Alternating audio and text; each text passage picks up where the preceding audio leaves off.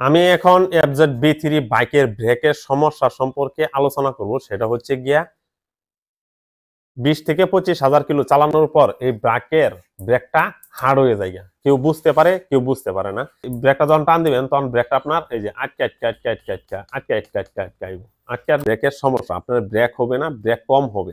আর এটা থেকে কিভাবে মুক্তি পাবেন বা কিভাবে সমাধান করবেন অল্প খরচে বা কোনো প্রকার কোনো কিছু না করে আপনি কিভাবে সমাধান করবেন সেই সম্পর্কে আমি বলছি। আমার ভিডিওর সাথে থাকেন এবং ভিডিওটা দেখতে থাকেন। আমি কাজ করতেছি, আপনাকে অবশ্যই দেখাতে পারবো।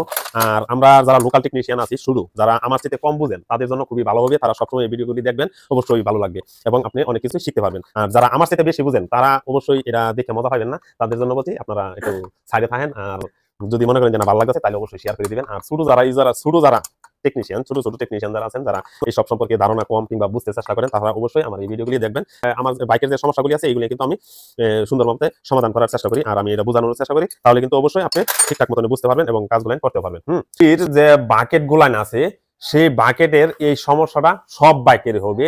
যেমন আপনার আছে হুন্ডার কোম্পানির আছে, টিভিএস কোম্পানির আছে এবং ইয়ামাহা FZ-B3 কোম্পানির আছে। আর হচ্ছে গিয়ে FZ-B2 বাকেটটা অন্য সিস্টেমে।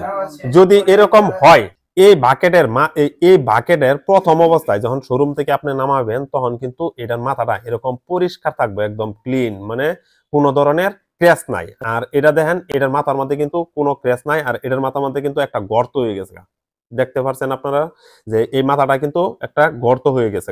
আর গর্তর কারণে আপনার এই স্মুথ যে ভাবটা আছে সেই স্মুথ ভাবটা থাকে না। যখন আপনার এটা যায় এই জায়গায় প্রেসার দেয় তখন সে খেলতে পারে না, মানে খেলার কারণে তখন আপনার যখন ব্রেকটা টান দেয় তখন আপনার আটকে আসে। এটারও কিছু প্লেন হয়ে যায়, এটা থাকে কিন্তু একদম রাউন্ড। সমাধান করার রাস্তায় একটাই, হয়তো বা এটা শান মেশিন দিয়ে মাইরা এটা প্লেন করব, না হয় এই জায়গাটা যে জায়গায় গর্ত হয়ে রয়েছে আমি ঘুরাই দিয়ে হাইরা অন্য সাইডে নিয়ে হাইরা ঢুকাই দিব। তাহলে কিন্তু আমার এই একটা সমস্যার সমাধান হতে পারে। এরকম একটা নোজ প্লাস নেবেন। নোজ প্লাস নেওয়ার পরে আপনাকে এভাবে ধরবেন, ধরার পরে আস্তে আস্তে এই যে ভিতরে ঢুকাইবেন আর ঘুরাইবেন, ভিতরে ঢুকাইবেন আর ঘুরাইবেন, ভিতরে ঢুকাইবেন আর ঘুরাইবেন। তখন কিন্তু এটা আপনার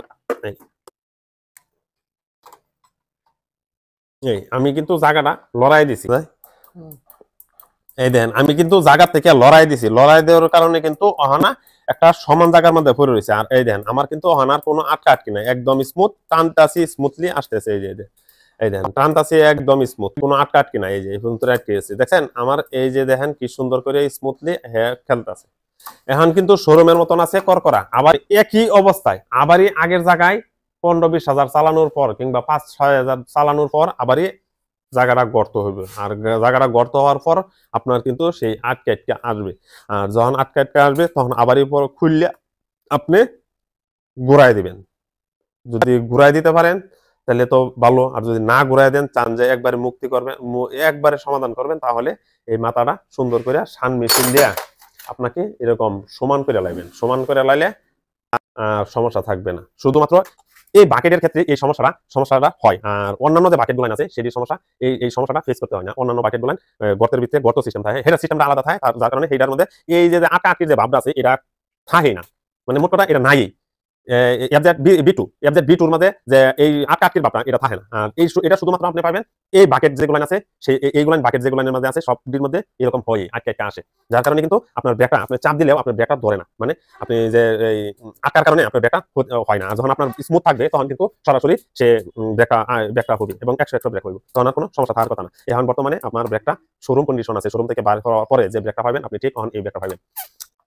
যারা ছোট টেকনিশিয়ান আছেন আমাদের ভিডিওগুলি দেখেন, দেখে হাইরা মানে আপনারা অনেক কিছুই বলেন, ভালো মানে জানার জন্য অনেক কিছু বলেন। যারা আমাদের এই ভিডিওগুলি দেখেন বা শিক্ষার জন্য অবশ্যই আপনারা আমাদের ভিডিওগুলি দেখবেন, অবশ্যই আপনারা উপকারে আসবে।